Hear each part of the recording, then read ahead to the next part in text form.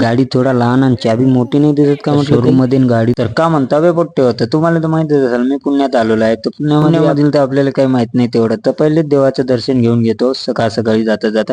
आणि मी कुठे चाललोय ते पण सांगतो तुम्हाला. आपल्या मित्राला नवीन गाडी घ्यायची होती त्यामुळे मी तिथे चाललोय. त्यांनी सगळेच फोन लावलं होतं. दादा म्हणे तुम्ही या.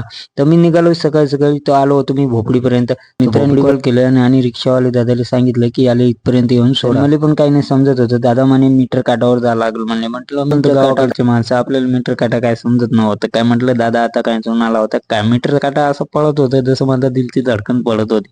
म्हटलं काय नाही खरं आज एवढं खिच्यात